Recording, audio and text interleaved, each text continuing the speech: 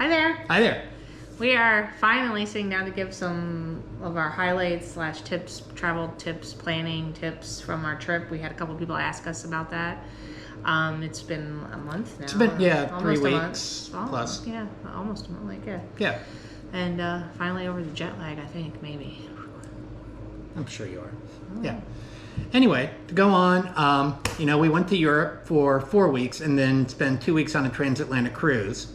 And that left from Barcelona, brought us back to America, thus Transatlantic. Yeah. Yeah.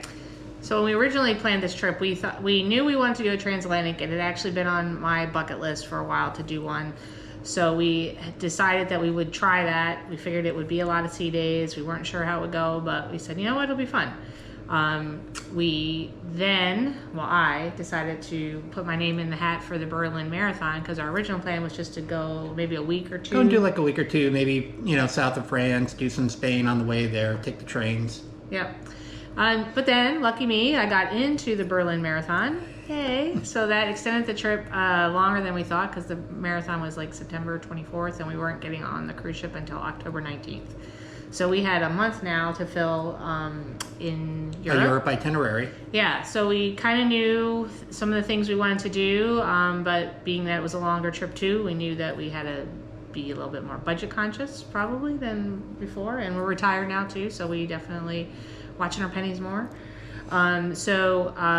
We decided we definitely wanted to go to Oktoberfest. Yep. We wanted to go to Prague.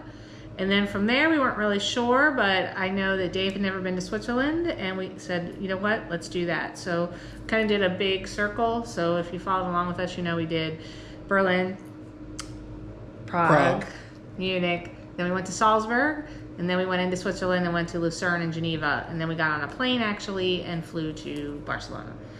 All the stuff I said before, we all did by train, which gives us to our first planning portion of it. Yep, was buying the train ticket. We bought it back in March on the Eurail site, and they had a sale going on back then. I think it was 30% off. Yep. So we got a 30-day ticket that we could take 7 trips during that period. Mm-hmm. And we had figured out about 5 of those 7 trips. So we knew we were leaving money on the table. We figured, we'll punt along the way and figure it out. Those tickets, we bought first class, and that was $858 for both of us on sale. Now, why I'm happy I did first class is a lot of school groups go travel around Europe, high schoolers, middle schoolers, and they do it by train. They're European kids. They do it by train, and they make a ruckus. And there really aren't school groups in the first class. So we had nice, comfortable, quiet compartments the whole way. And the upcharge from the standard Eurail pass to the first class pass, I think was like $100 total. So for 7 days of traveling, which we only used 6 of them, that was well worth the extra 100. I mean, we're under $20 a trip. So that was well worth the upgrade. Much nicer seats. It was nice. Some of them even had like waiter service that they would come around and bring you a beer. I mean, you had to pay for the beer. It wasn't free or anything, but food, you could have like ordered a whole meal and everything. And we did along the way too, pay for reservations on the trains, which... Yeah, that was going to be my pro tip for sure. So I did a lot of research on that, and I highly recommend if anybody's getting ready to take any trips on the trains, feel free to reach out to me. It took me a long time to figure out how to do it, but yes, reservations, a must. On most trains. Switzerland, you couldn't do it, actually. On most of the trains, some of the ones that go up in the mountains and stuff, you could. But like in Germany, like at Oktoberfest time, like everybody was leaving the marathon and either going to Prague or going to Munich, and the trains, even in first class, were standing room only unless you had a seat reservation. So, and we're not talking about like a commuter train where you're 30 minutes. This is like a 4-hour train ride. So you could be standing for 4 hours. Ugh. So the reservations are super cheap. It was like €3 each to do the reservation, but you had to go in and do it and apply your Eurail pass like it was a ticket. So highly recommend the seat reservations. I'm glad you remember that because that was my number 1 tip. Okay, so then hotels.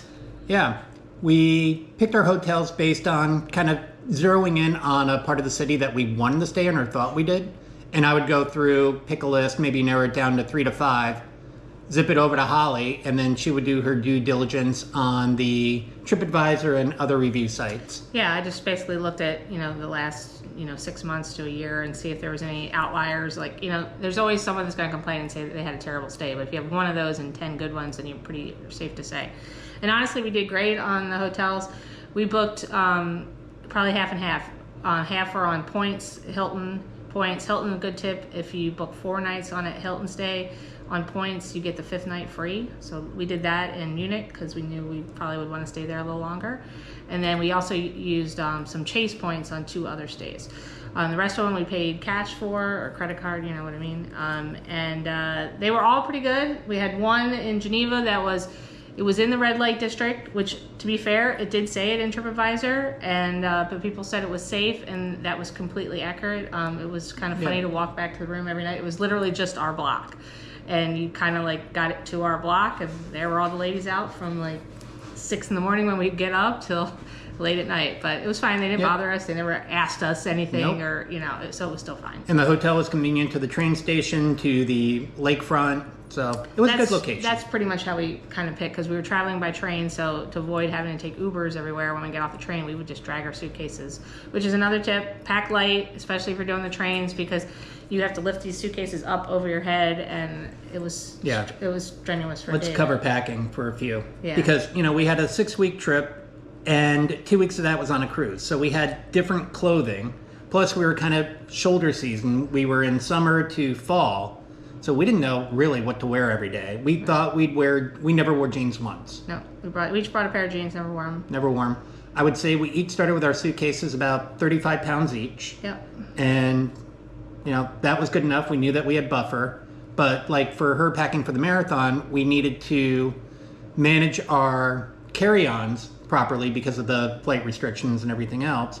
I ended up carrying one of her sneakers in my camera bag. Because on the way over, I wanted to make sure that our carry-ons were had obviously all my running things, because we did have to change flights in Frankfurt. We flew over. We used miles on United and flew Orlando to Frankfurt and Frankfurt to Berlin. I was nervous about restrictions because we were on Discover It wasn't we used United Miles, but it was Discover Eurowings. So it was a low-cost version of Lufthansa. And they had strict restrictions on carry-ons and things, so I was afraid that our carry-on that would go under the seat wouldn't necessarily, so we actually didn't have any. We only had one carry-on each, and that worked out great, but that meant Dave had to have a shoe and a camera bag, and I had everything stuffed into my backpack, which was huge, but it was still considered a legal carry-on. Yeah. Didn't weigh probably the legal weight, but they didn't weigh that, thankfully. And packing, we used packing cubes. Yep, which is a good thing. And we did laundry. We did laundry in Europe, super easy. Laundromats were all nice and clean. It was great. The Hilton we stayed at actually had a washing machine in the resort, in the hotel, that you could use for free. So that was great. So we did laundry I think every day. We just kept throwing laundry in. Yeah, and that hotel definitely. Yep. And we didn't stay in any American brands other than the Hilton. Yep. Everything else was a European brand or a boutique hotel. Yep. And they were nice. Was nice. They were smaller. Some of the rooms were super small. Not gonna lie, just like Europeans say, but. It was fine. We made do. We did have the hard side suitcases that fold open. I think in hindsight, maybe I wouldn't bring that because it was hard to find room on the floor or anywhere to open them up. So sometimes we just had to open and get stuff out that we wanted. But that was when the packing cubes were handy. Yeah. And then I just thought of something else, but what? Flew out. Oh no. Maybe it'll come back. Something about packing. But, okay. Oh, the hotels. The hotels. Most of them we didn't even realize because when we were booking them, they said, do you want the breakfast included? And we had said no. Dave's not a big breakfast eater. I can eat a croissant on the street and be fine. I'd like breakfast, but I wasn't going to pay the 30 euros it was going to be for it. So we said no to breakfast. But surprisingly, when we got there, most of them actually included it anyway. So that was kind of nice. We did have a nice breakfast to start the day. Yeah. What next? Do we want to cut this here and then get into the actual trip? Yeah.